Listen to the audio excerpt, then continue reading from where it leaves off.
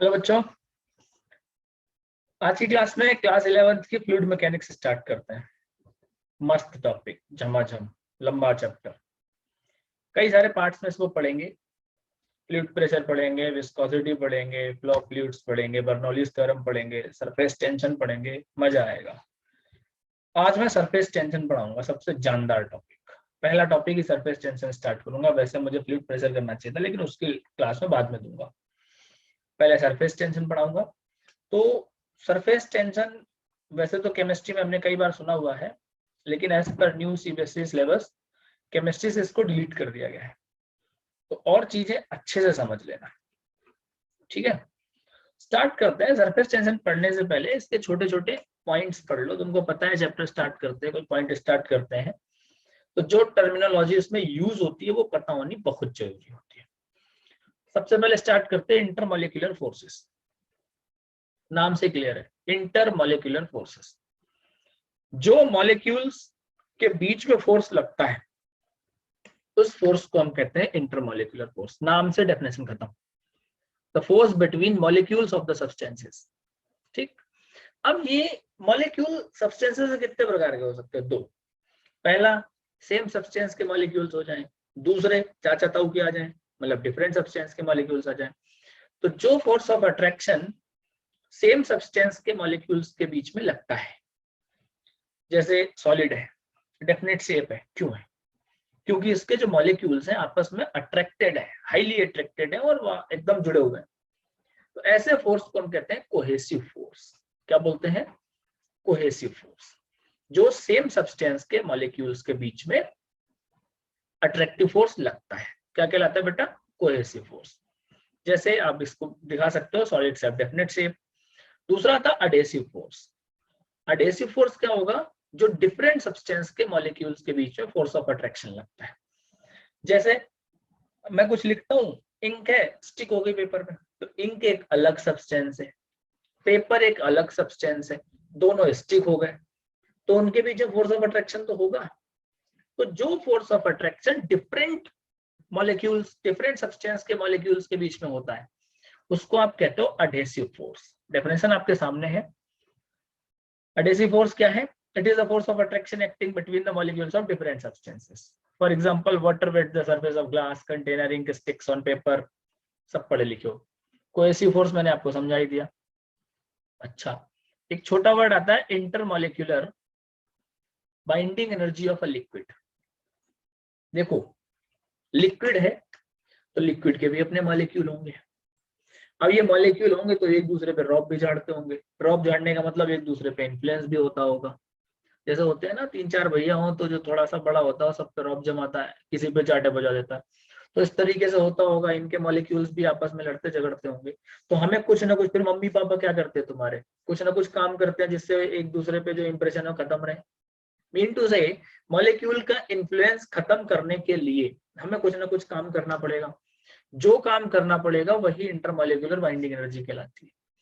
The intermolecular binding energy of a liquid is the minimum energy required to separate two molecules कहां से? of a liquid from each other's influence।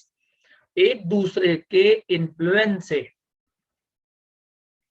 खत्म करने के लिए, हटाने के लिए हमें जो एनर्जी चाहिए होती है, जो काम करना पड़ता है, उस काम को हम क्या बोलते हैं? Intermolecular binding energy. कुछ बेसिक टर्म्स हैं, पहले उनको सीखते हैं। यहां तक हमने सीख लिया, छोटे छोटे पॉइंट्स हो समझाऊंगा। मॉलिक्यूलर रेंज मान लो हमें पढ़नी है। कोई भी मॉलिक्यूल है, बात समझना, ये एक सपोज करो मॉलिक्यूल है। अब ये हो सकता है यहां तक फोर्स ऑफ अट्रैक्शन दे दे। तो अगर ये यहां तक फोर्स ऑफ अट्रैक्शन दे सकता है तो इसकी रेंज कितनी है? ये है। एक बड़ी एक छोटी सी कहावत है, वो घर में होते हैं ना, दादी बाबा टाइप, नानी नाना, थोड़े एजड जो पर्सन होते हैं, उनमें क्या होता है, अपने आप गुस्साने की आदत आ जाती है जैसे जैसे एज ढलती है। मेरे साथ भी होगा, तुम्हारे साथ भी होगा, इसमें हंसने वाली क्या बात है। तो होता क्या है, छोटे बच्चे उनको आते चिढ़ा के भाग जाते हैं, लेकिन उनके पास एक डंडा होता है जिसके सहारे चलता है, उस रेंज से दूर ही रहते। वहां तक आ गए तो पटाख बिल्कुल भाग पड़ जाएगा। What does it mean? वो उनकी रेंज है, वहां तक नहीं आ सकते। ऐसे किसी मॉलिक्यूल की वो मैक्सिमम डिस्टेंस जहां तक वो किसी दूसरे मॉलिक्यूल में फोर्स ऑफ अट्रैक्शन लगा सकता है। उस डिस्टेंस को हम कहते हैं molecular range. Sphere of influence क्या होगा? अब अगर मैं मॉलिक्यूल को सेंटर मान लूं, मॉलिक्यूलर रेंज को रेडियस मान लूं और एक इमेजिनरी स्फीयर ड्रॉ कर दूं, तो जो स्फीयर बनेगा वो स्फीयर ऑफ इन्फ्लुएंस कहलाएगा। It is an imaginary sphere drawn with the molecule as centre and molecular range as radius. दोनों बातें समझ आ गई? मॉलिक्यूलर रेंज क्या है और स्फीयर ऑफ इन्फ्लुएंस क्या है। थर्ड पॉइंट बनती है सरफेस फिल्म। कभी कोई ड्रॉप देखना या बबल देखना, ये इस तरीके से रुका हुआ बबल है, ये इसका सेंटर है। अगर ये इसका सेंटर है, अगर ये डिस्टेंस थिकनेस उसकी मॉलिक्यूलर रेंज हो जाए तो स्फीयर ऑफ इन्फ्लुएंस बनेगा। तो टॉप मोस्ट लेयर जो हमें रेस्ट पे दिखती है, जिसकी थिकनेस किसके बराबर हो जाए?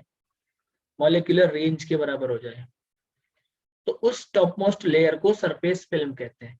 एक चीज कभी देखना, सॉफ्ट बबल देखना और एयर बबल देखना। एयर बबल में एक ही फिल्म है, सॉफ्ट बबल में दो, इनसाइड भी कंसीडर की जाती है, तो रट लो। सॉफ्ट बबल में दो सरफेस फिल्म, लिक्विड ड्रॉप या एयर बबल में एक। बेसिक टर्मिनोलॉजी खत्म। वर्ड पे आते हैं सरफेस टेंशन। भैया टेंशन वर्ड बड़ा गंदा वर्ड है। छोटा छोटा बच्चा 1.5 साल का, 2-3 जब से बच्चा बोलना शुरू करता है तब से कहता है बड़ी टेंशन है। मतलब समझ नहीं आती यार टेंशन, हम ले तो अच्छी बात, ठीक है। सरफेस टेंशन है क्या? तुम कभी भी ये एक चीज देखो कि रेन ड्रॉप्स आती है, स्फेरिकल होती है। मैं एग्जांपल से ला रहा हूँ, ठीक है जी। रेन ड्रॉप स्फेरिकल है, अच्छी बात है। थोड़ी मिट्टी पड़ी हो, हल्की सी धूल धूल सी, वहां पे हल्का हल्का पानी डाल दो थोड़ा थोड़ा, क्या होगा? गोली गोली सी बन जाएंगी, स्फीयर बन जाएंगे। क्यों? रेन ड्रॉप्स क्यों स्फेरिकल आ गए, निकल गए? अब तुम बोलोगे ड्यू टू सरफेस टेंशन। ऐसा क्यों? चाय सुबह सुबह पीते हो मलाई जम जाती है, मलाई। क्यों? तो हर एक लिक्विड अपने मिनिमम सरफेस एरिया में रहने की कोशिश करता है।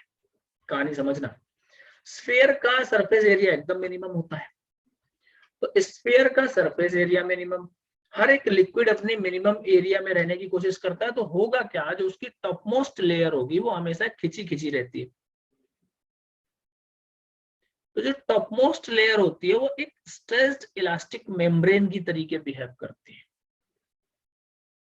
यही इसकी प्रॉपर्टी सरफेस टेंशन कहते हैं। It is the property of a liquid by virtue of it the free surface of liquid at rest tends to have minimum surface area। Minimum surface area पे क्यों? क्योंकि मिनिमम एनर्जी चाहिए। And as such it behaves as it is covered with a stressed membrane। इस property को हम कहते हैं surface tension. आज के बाद आपके पास क्वेश्चन आता है why raindrops are spherical, बोलोगे ड्यू टू सरफेस टेंशन। समझ आ गई बात? अच्छा, measurement of surface tension measure कैसे करोगे? मान लो एक इमेजिनरी लेंथ ड्रॉ कर लो, ये किसी लिक्विड में, तो जितना जो फोर्स लग रहा होगा वो किसके डायरेक्टली प्रोपोर्शनल होगा? लेंथ के। लेंथ ज्यादा फोर्स ज्यादा, बिल्कुल सत्य बात है। तो F इक्वल क्या आ गया? Sigma into L.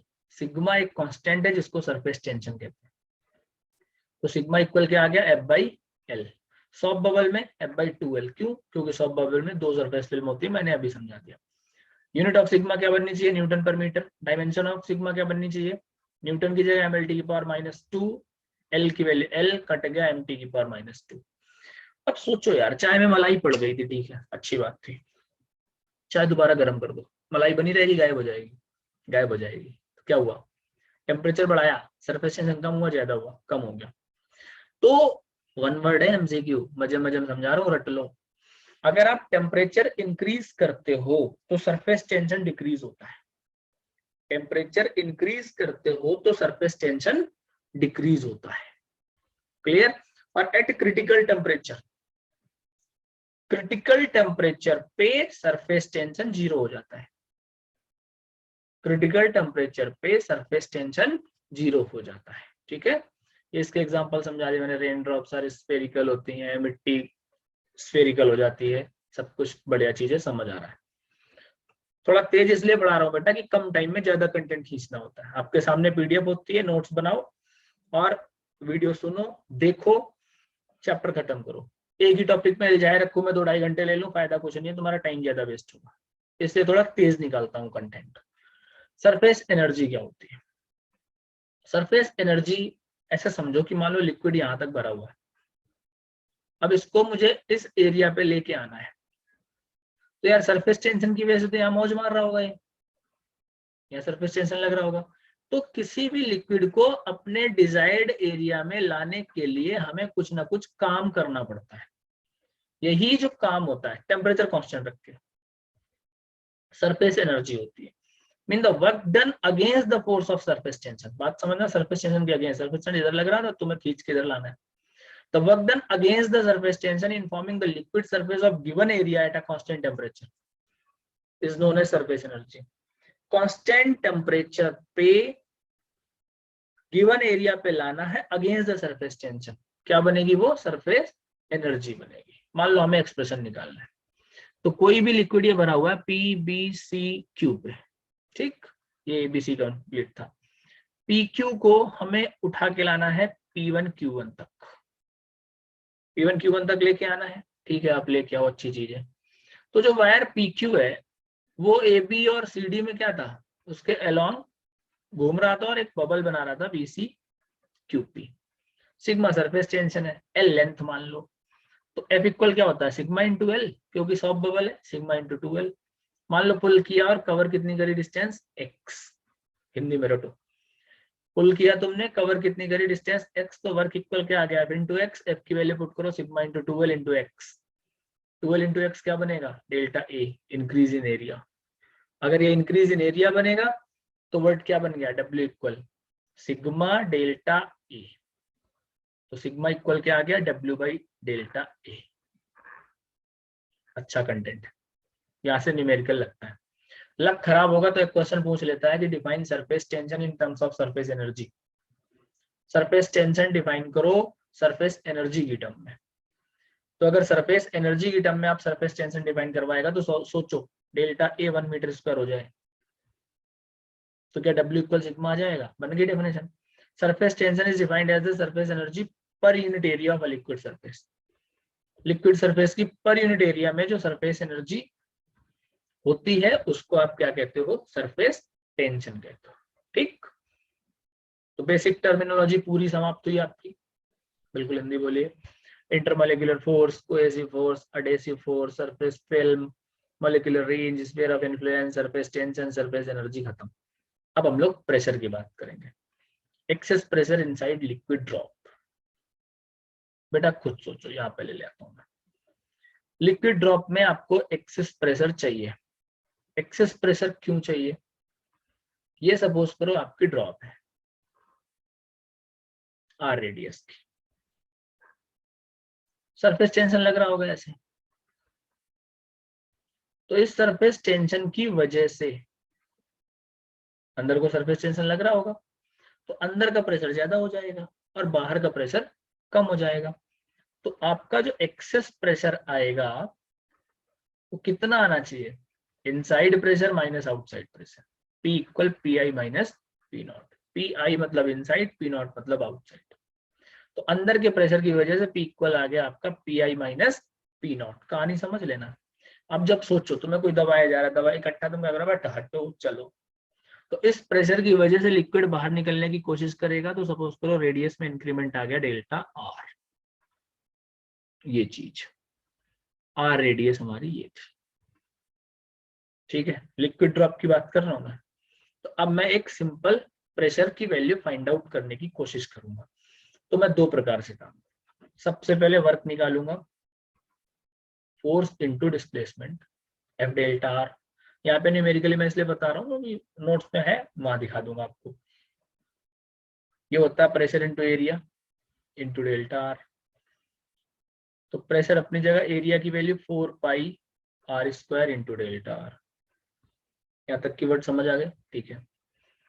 अभी अभी एक सरफेस एनर्जी मैंने पढ़ाया है W equal sigma into delta A. तो हमारा मेन टारगेट है डेल्टा ए निकालना। डेल्टा ए कैसे निकालोगे? Increase in area. तो अगर मैं इंक्रीज इन एरिया निकालता हूं डेल्टा ए, क्या करूंगा? 4 pi R plus delta R का whole square minus 4 pi R square. 4 pi common ले लिया, इसके होल स्क्वायर को ब्रेक करो, R square plus delta R square plus 2R delta R minus R square. R square से R square cancel out हो गया, 4 pi delta R square plus 4 two जा 8 pi R delta R. बेटा delta R क्या था, small है, तो smaller value का स्क्वायर और स्मॉल होगा, तो delta R square is very small, so it is negligible. तो वैल्यू क्या कर दी जाएगी, खत्म कर दी जाएगी।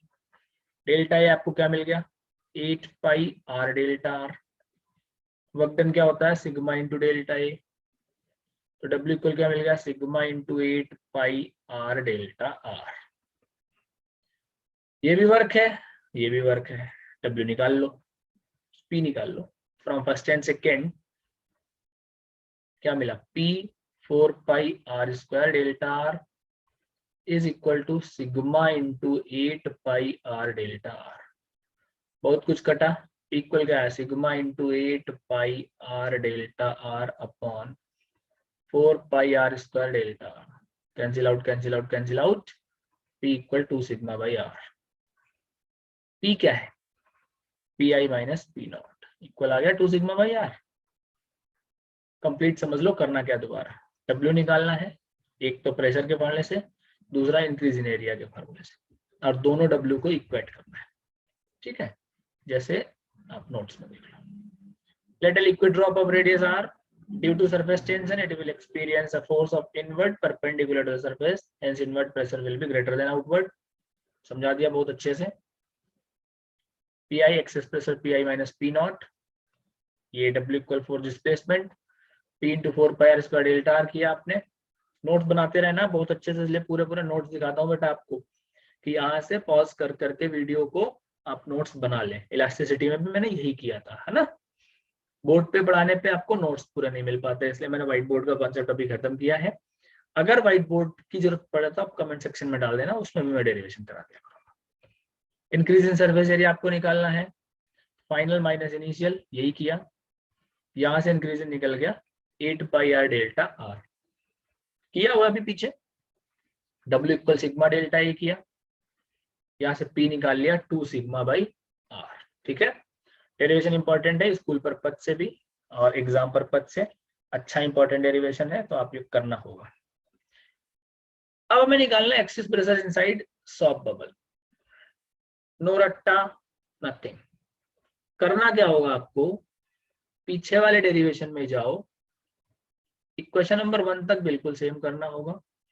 सरफेस एरिया का जो कॉन्सेप्ट आएगा, क्योंकि सरफेस फिल्म होती है 2 मल्टीप्लाइड बाई 2 कर देना, तो सब कुछ सॉल्व करोगे तो ये कितना आ जाएगा, 8 pi R delta are into 2, 16 pi R delta are.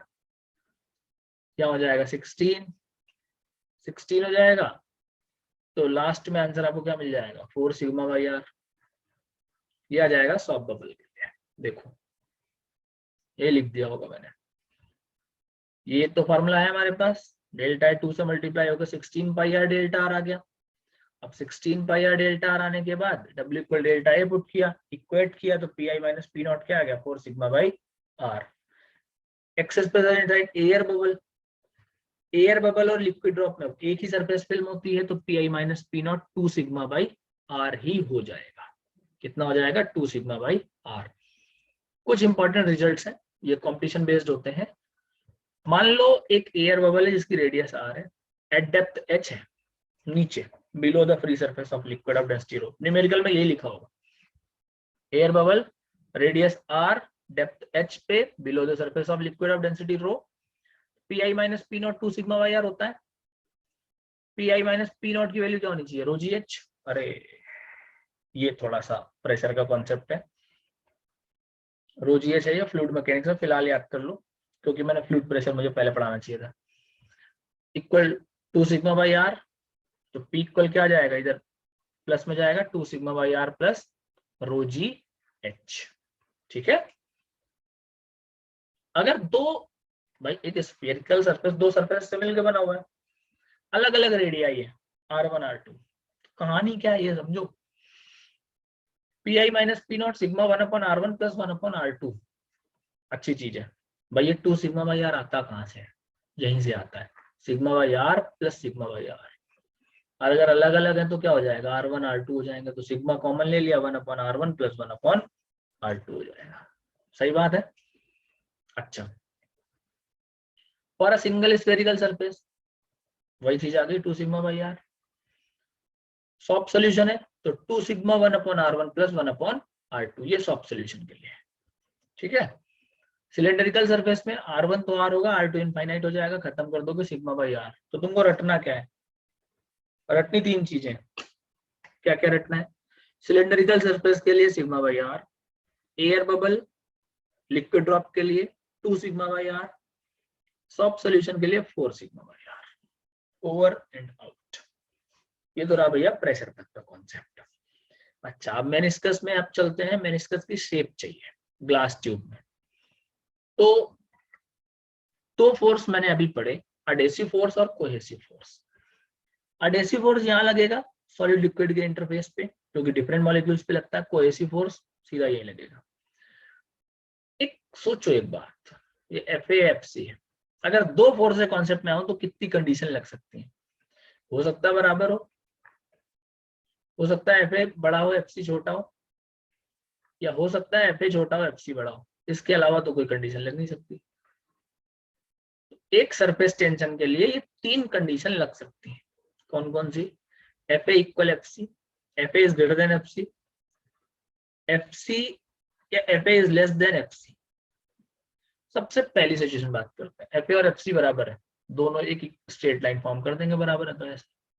कौन सी सरफेस आ गई? प्लेन सरफेस, प्लेन शेप मिल जाएगी मेनिस्कस की। कई बच्चे पूछते हैं सर मेनिस्कस क्या होता है? मेनिस्कस वो है जो आप ट्यूब के अंदर आपका लिक्विड भरा हुआ है, तो लिक्विड की जो ये शेप आती है उसको हम कहते हैं मेनिस्कस, इसको मेनिस्कस बोला जाता है। दूसरी बात, FA बड़ा FC छोटा है, तो ये अपनी तरफ खींचेगा, FC नीचे की तरफ आ जाएगा। तो कौन सी शेप मिली? Concave shape. तो कॉनकेव शेप के लिए अडेसिव फोर्स बड़ा होगा, कोहेसिव फोर्स छोटा होगा। For example water in glass. उल्टा करो, अडेसिव फोर्स छोटा है, FC बड़ा है, तो FC इधर खींचेगा ऐसे। तो ये कौन सी शेप मिली? Convex shape. तो कॉन्वेक्स शेप के लिए क्या होना चाहिए? FA छोटा होना चाहिए, FC बड़ा होना चाहिए। बातें समझ आ रही है? बहुत अच्छे तरीके से समझना, बहुत ही तेज निपटा रहा हूँ सरफेस टेंशन। 1-2 बार वीडियो जब जल्दी जल्दी देखोगे, नोट्स बनाओगे एक एक पॉइंट, थ्योरेटिकल एकदम क्लियर हो जाएगा। अब बात करते हैं एंगल ऑफ कांटेक्ट की। अच्छा कॉन्सेप्ट है, एंगल ऑफ कांटेक्ट क्या होता है? सॉलिड में लिक्विड भर दिया तुमने, ठीक है, भर दिया, ये ग्लास है भैया, या तो कॉनकेव शेप मिल सकती है, कॉन्वेक्स। तो सॉलिड के इनसाइड एक टेंजेंट ड्रॉ करो और लिक्विड सॉलिड की टेंजेंट ड्रॉ करो, उसके बीच का एंगल एंगल ऑफ कांटेक्ट कहलाता है। दोबारा रटो, जैसे सॉलिड है, एक ये आई टेंजेंट, और जैसे कॉनकेव शेप बना तो एक ये आई टेंजेंट, इनके बीच का जो एंगल होगा एंगल ऑफ कांटेक्ट कहलाएगा। अब इसमें ये सॉलिड कांटेक्ट जा रहा है और ये इधर जा रहा है, तो इस पे जो ये एंगल बनेगा वो एंगल ऑफ कांटेक्ट कहलाएगा। मीन टू से angle inside the liquid between the tangent to the solid surface and tangent to the liquid surface at a point of contact. दोबारा समझो, सॉलिड लिक्विड के इनसाइड और केवल liquid की shape के बीच का एंगल एंगल ऑफ कांटेक्ट कहलाता है। Angle inside the liquid between the tangent to the solid surface and tangent to the liquid surface as a point of contact. ठीक है, ये एक एग्जांपल है। वाटर और ग्लास के लिए 8 डिग्री एक्यूट एंगल बनता है, मरकरी और ग्लास के लिए ऑब्ट्यूज बनता है 135 डिग्री। अब सिल्वर कैपिलरी में अगर तुम पानी भर देते हो तो 90 बन जाएगा, प्लेन बन जाएगा एंगल। ठीक है, इस तरीके से राइट एंगल बना देगा। एक्यूट, ऑब्ट्यूज, राइट, कॉन्सेप्ट आपको समझ आ गया। छोटा सा एक पॉइंट और पढ़ते हैं, कैपिलरिटी। सबसे पहले इसके लिए आपको कैपिलरी पता होना चाहिए। कैपिलरी वर्ड हो सकता है कभी सुना हो। फाइन बोर होता है, एक ट्यूब होती है जिसमें बहुत ही छोटे छोटे बोर्स होते हैं थ्रू आउट द लेंथ, उसको आप कहते हो कैपिलरी ट्यूब। बड़े फॉर्म में आप ये समझ सकते हो, पाइप समझ सकते हो एक, लेकिन ज्यादा बड़ा है, throughout the length fine bores होते हैं, उनको आप कैपिलरी ट्यूब कहते हो। कैपिलरी ट्यूब में लिक्विड का अप होना, डाउन होना, मीन राइज होना, फॉल होना, कैपिलरिटी कहलाता है। तो कैपिलरी ट्यूब में लिक्विड का राइज होना, फॉल होना क्या कहलाता है? कैपिलरिटी कहलाता है। अब इसके बहुत सारे एग्जांपल्स हैं, जैसे मिट्टी के तेल वाला लैंप होता है ना, बत्ती में मिट्टी के तेल ऊपर नीचे चढ़ता है, कैपिलरिटी। टॉवेल होती है ना, टॉवेल से तुम पोंछते हो, तुम तो सूख जाते हो, टॉवेल गीली हो जाती है, तो लिक्विड का फॉल होना, राइज होना है, कैपिलरिटी। रेनी सीजन में तुम देखते हो लकड़ी फूल के थोड़ी सी मोटी हो जाती है, capillarity. Tip of nib of a pen, ऐसे इंक आती जाती है, कैपिलरिटी। वाटर, प्लांट्स में पानी डालते हो तो जड़ में डालते हो ऊपर तक पहुंचता है, तो आप देखते हो पेड़ पौधों में भी बोर होता है, बायो वाले बच्चे अच्छे समझ रहे होंगे, रेशे जो होते हैं वो सब कैपिलरिटी। तो ये सब कैपिलरिटी के एग्जांपल्स हैं, ठीक है। Rise of a liquid in capillary tube, capillary tube में लिक्विड का राइज निकालना है, इसको आप एसेंट फार्मूला भी कहते हो। Last formula important formula. मान लो हमने कोई ट्यूब लगाया, अरे बचपन में करते हो गया, ऐसे पाइप पे पानी ऊपर चढ़ जाता था, तो चढ़ जाता हो, ये हाइट है, ये मान लो एक मेनिस्कस है, ये P minus 2 sigma by R, B point पे आपको निकाल लिया, ये H, यहाँ पे मैंने मान लिया शेप है तो हमने इसको रेडियस एक बना ली, ये रेडियस R, ये पाइप की, और ये मेनिस्कस की कैपिटल R, ये थीटा। ये थीटा कैसे, जितना ये थीटा एंगल ऑफ कांटेक्ट का थीटा, बहुत अच्छे तरीके से समझ लो। P minus P not equal 2 sigma by R, H depth नीचे है, रो जी एच इक्वल क्या जाएगा, ये P minus P not, rho G H equal 2 sigma by R. अच्छा, R निकाल लो, कहां से, इस फॉर्मूले से, इस फॉर्मूले में cos थीटा लगा दो, बेस अपॉन हाइपोटेन्यूज, तो cos थीटा क्या आ जाएगा, small r upon capital R आ जाएगा। तो ये देखो, small r upon capital R क्या आ गया, r अपॉन cos थीटा, यहाँ वैल्यू पुट कर दो, h rho G equal 2 sigma by r by cos theta ऊपर चला गया, तो h इक्वल क्या आ गया, 2 sigma cos theta by r rho G, 2 sigma cos theta by r rho G, ये एसेंट फार्मूला होता है, इंपॉर्टेंट फार्मूला है, इससे न्यूमेरिकल्स आते रहते हैं। तो स्मॉल आर और कैपिटल आर की वैल्यू समझ लेना कौन सी होती है, एक मेनिस्कस की रेडियस है, एक ट्यूब की रेडियस। दो छोटे छोटे पॉइंट पढ़ने, radius of new bubble formed when two bubbles collapse, तो छोटा सा टॉपिक है। V1 4/3 pi R1 cube, 4 sigma by R1, V2 this, P2 this, वाइल्स लगा था P1 V1 plus P2 V2 equal PV, value put कर दो 4 सिग्मा, तो रेडियस नहीं आ जाएगी, R equal under root R1 square plus R2 square. Numerical के पॉइंट ऑफ व्यू से अच्छा फार्मूला है, इंपॉर्टेंट है न्यूमेरिकल के लिए। ये रहा आपका सरफेस टेंशन, इतना कर लोगे, सरफेस टेंशन की प्योर थ्योरी खत्म हो जाएगी, ठीक है। थ्योरेटिकल पोर्शन में आपका सरफेस टेंशन बिल्कुल कंप्लीट हुआ, इसके बाद में हम लोग क्वेश्चंस करेंगे, पहले थ्योरी कराई, अब इसमें विस्कोसिटी, फ्लो ऑफ फ्लूइड्स और फ्लूइड प्रेशर, 3 टॉपिक और करा के इसकी पूरी की पूरी तुम्हारी थ्योरी कंप्लीट हो जाएगी, ठीक है। इसे देखना, नोट्स जरूर बनाना, क्योंकि नोट्स बेटा हर चैप्टर के बनाओ और टॉपिक वाइज बनाओ, नोट्स बनाते रहोगे आपके एग्जाम टाइम में काम आएंगे। और जितने डेरिवेशंस है लिख लिख के प्रैक्टिस करो, जो ना आए उसको कमेंट सेक्शन में जरूर डाल देना, ठीक है। ओके बेटा, थैंक यू।